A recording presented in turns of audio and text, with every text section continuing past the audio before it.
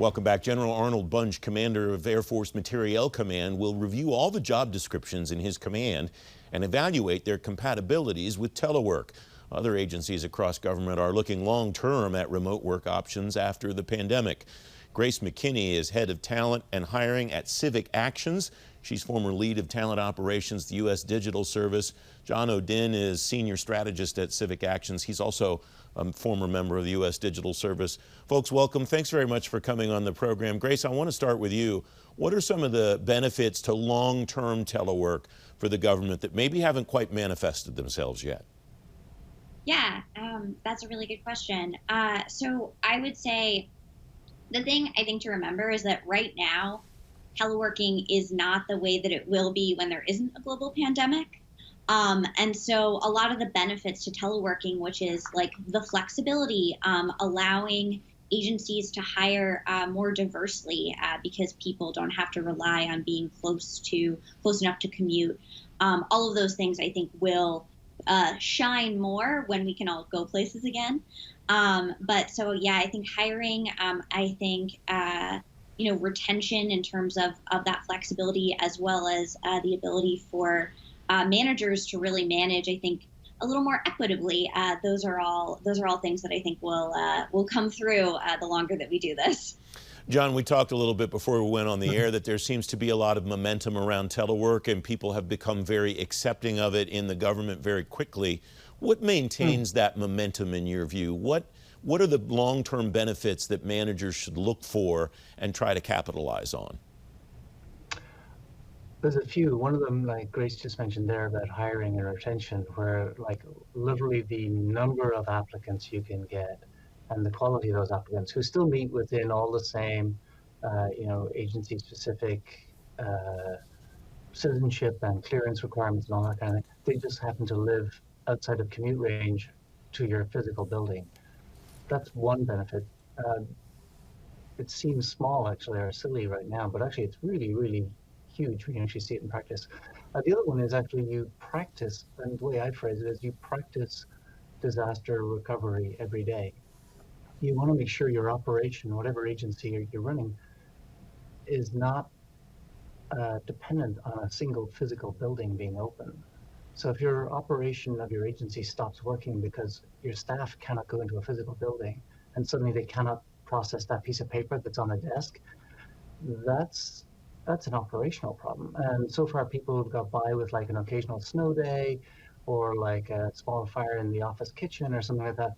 But when you have a multi-month closure like we're dealing with COVID right now, that kind of uncovers long-term contingency plans that a lot of places don't have. Grace, the government sometimes takes a little bit longer than private industry to see trends and to act on those trends. We're starting to see maybe a few companies, some companies in the private sector saying, don't come back to the office for extended periods of time.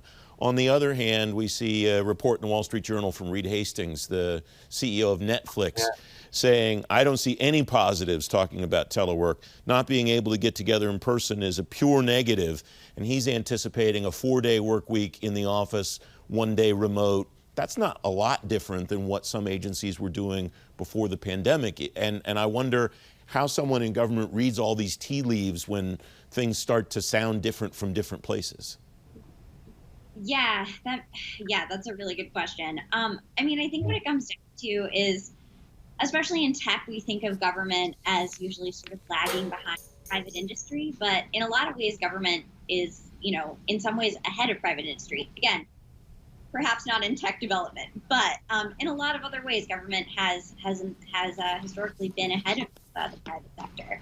And so I think that I think it really comes down to evaluating what really is going to work best for an agency, for a team, for a specific position within government. And of course, that changes by state and federal, and there are certain jobs that you have to be in person for. But yeah, I think this is an opportunity for government to kind of set some of the best practices, because I do think in so many ways this makes government work easier.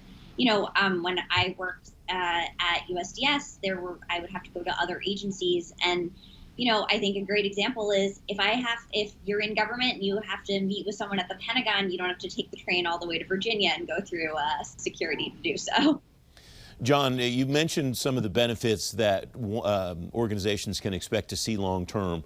One of the themes that I hear over and over again is inclusivity, not just the ability, as you alluded to draw from a talent pool all over the place, but all types of people, and to get to people who maybe would have never thought working for the federal government was even an option for them.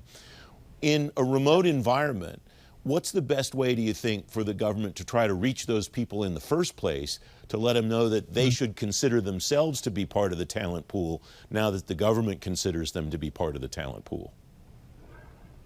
Multi-part question. And if I may, I also add one thing to Grace's thing. The flip side of Reed Hastings, I saw that this morning. The other side to it was also Google just announced yesterday that they're not buying offices for their Ireland operation at all. They're canceling out of those, and Pinterest just canceled their lease. That's a brand newly built office, and they paid 90 million or 89 million to cancel that lease. So this is something where we're all figuring it out as we go along. And I think just one of the big things to your question at the beginning, just being open with the fact that we're trying to figure out what works. This is not about having a strong opinion statement. It's about seeing, does this help us, and actually strongly consider, does this help how an agency operates? To your hiring question, there is, 2016 was the first year where millennials became the largest segment of the workforce. 2020, sometime this year, is when Gen Z, who come after millennials, will be the second biggest segment of the workforce. They both think that technology like smartphones and pre-streaming video is normal. They both think that a job for life doesn't exist. So they're not going to relocate for a job. They're not expecting to stay there forever. So having a hiring mindset around making it possible for people to be welcomed in and be able to have a good, meaningful career, not a second-class, downgraded telework type job, but an actual full-on, fully engaged, come make a difference, mission matters job. You just happen to not be in office. John and Grace, thanks very much for joining me today. I appreciate the conversation very much. Likewise. Yeah,